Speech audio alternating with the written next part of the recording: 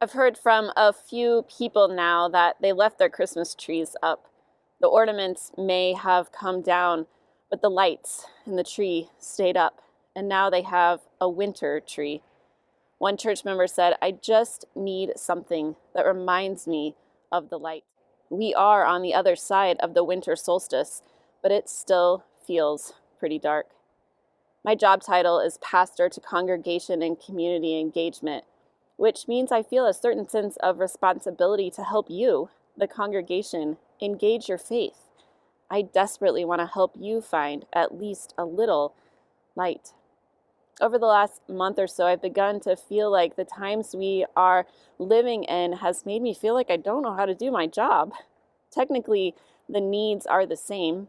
We need to feel connected to God, connected to others, and we need to feel like we are giving back to others as well. But many of the ways that we have to do that still feel pretty foreign. Last spring, there seemed to be a real sense that people had accepted that living in a pandemic was an unprecedented time, and that it was totally okay if your emotions were a mess. As of late, though, I'm getting the sense that some of us feel like we should be over it. And so I go round and round asking myself, what do people need? I've asked a few of you what you need. Maybe you've thought mental health matters isn't what you need. I'm not depressed. I just miss church. I'm not anxious. I'm just nervous how much longer it will be until I can see my friends.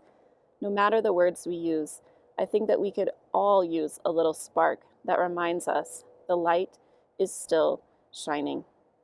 So here's my ask. Whether you are a young adult or in your 80s, male or female, new to the church or an old timer, here in Bozeman or somewhere else in the country, reach out. Reaching out doesn't mean that you're having a mental breakdown, though if you are, reach out with that too. It just means that at some point in your life, you realize that being a part of a church family was important to you, and that for roughly the last 300 days, that hasn't been able to sustain you in the ways that it used to.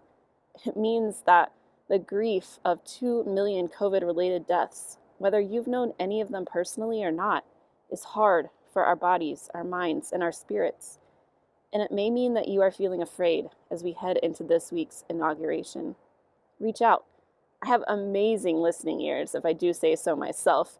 It doesn't have to be a big thing. Just give me a call and we'll chat. We can pretend we're drinking coffee in the narthex. I have feet that like to go on walks.